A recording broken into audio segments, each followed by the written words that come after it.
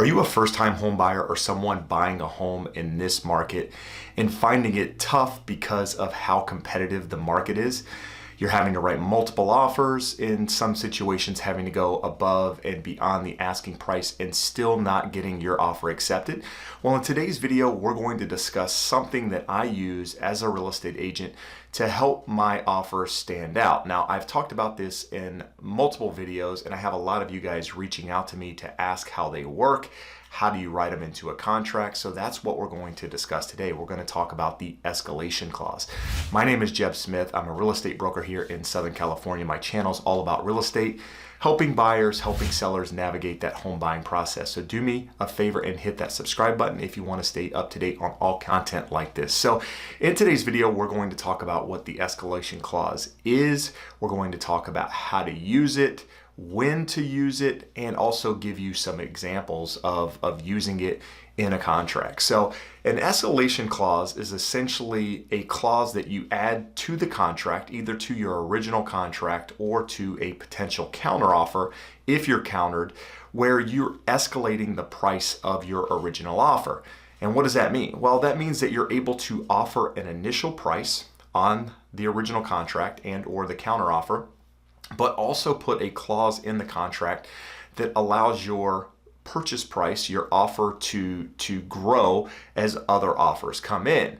Now, what does that actually mean? When do you use it? Well, like I mentioned, you might use it in your original offer as something that, to entice sellers to help you get your offer picked and or get a counter offer. But if you're going into the original contract, if you will, with the idea that you're going to get a counter offer back from the seller, you might hold off on using the escalation clause until you actually get a counter offer. Otherwise, you're kind of throwing your highest and best offer out initially when you might want to save that for the actual counter offer. Now, it's hard to say when you should use it or when when is the best time, but typically speaking, when I'm writing an offer, initially I write the offer to a certain price, and then we use the escalation clause most times in the counteroffer. Now, if we know it's going to be a super competitive bid initially and they might only pick a couple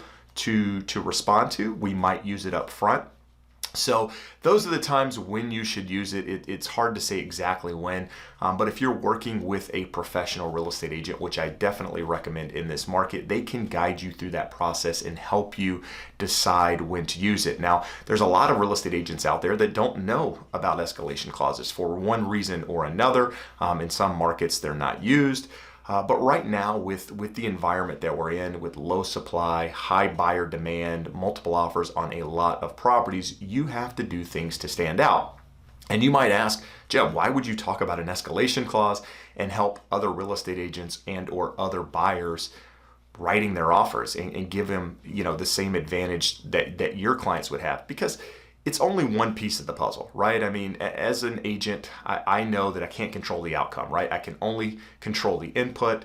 And the escalation clause is just one piece of the contract. It's not everything. Just because you use one doesn't mean your offer is going to get accepted. There's a lot of other pieces that go into it, but this one piece can help you and help your offer stand out. So that brings up the question as to why you would use an escalation clause.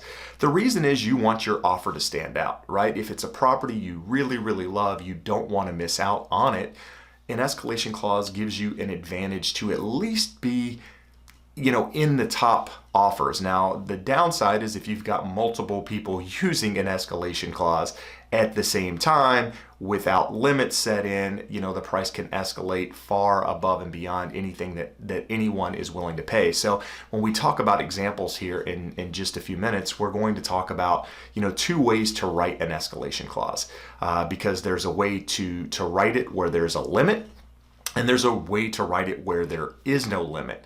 The problem with writing it without a limit is that if you have two, in some cases, going against each other, either without limits, the price goes up to infinity, which nobody is willing to pay.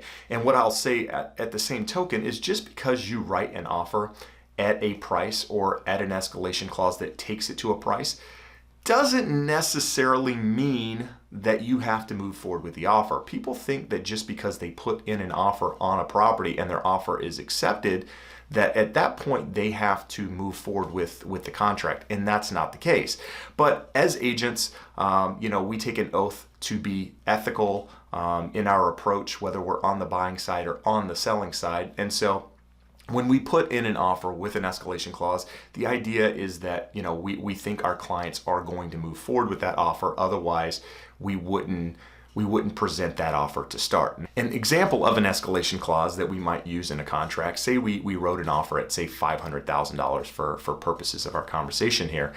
Now, an escalation clause might say that our purchase price is $500,000, but buyer is willing to pay $1,000 more than the highest offer, up to $560,000.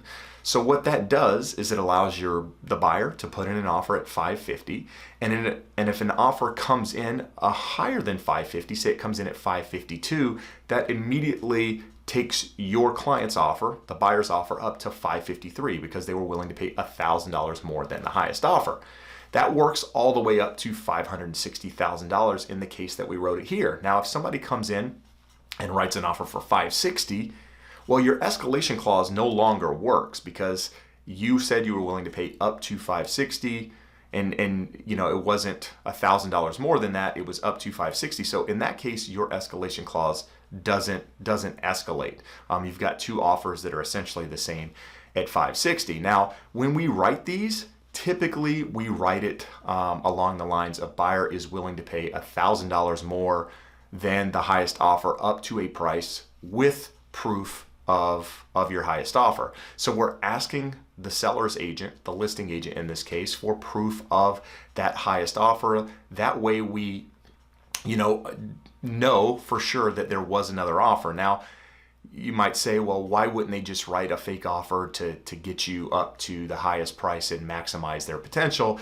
And as I mentioned a moment ago, we take an oath as real estate agents to be ethical in helping buyers and helping sellers. And part of that ethics is that you wouldn't make up scenarios like this. So I recently had one where they used an escalation clause, and I provided the contract and documentation to show that these people were properly qualified, but I marked out all of the pertinent information in there that told who it was or what have you, just to verify that, hey, look, we had an offer up to here, your escalation clause takes you up to this price. Now, that's how they work. Now, the other way to write one in some cases is to not put a limit on it. So your example at $500,000 would be buyer willing to pay $1,000 more than your highest offer with proof of your highest offer. And so we didn't put a cap on it in that case. So you have someone, for example, that comes in with an offer of $575,000, your escalation clause immediately takes you to $576 in this case. If it came in at $600,000, it would take you up to $601. But you have to keep in mind, you don't know where other offers are going to come in. And so it's probably better to take the approach of having a limit set on that escalation clause so that you know that you're not essentially overpaying for a property if it gets into some crazy price ranges. Because in some markets, for example, the Bay Area of California, properties sell $100,000, $200,000 above the asking price in some cases. So, if you had an escalation clause in your offer or in your counter offer, it could take you up to those prices. And if you're not willing to pay that, then you need to state that up front. And so that would be, if we were talking about pros and cons of an escalation offer, the pros is that you have the position or the ability to be in the top of the offers with that escalation clause, depending on how you write it. But the downside would be you could end up overpaying for a property in some cases, depending on where that escalation clause takes you. So just keep that in mind. And again, it doesn't guarantee success. Just because you write one into a contract doesn't mean that you're going to be the number one offer. You might have somebody that says that they were willing to pay $2,000 above the highest offer, or $5,000, or $10,000 in some cases higher than the highest offer, which is always going to put someone potentially above you.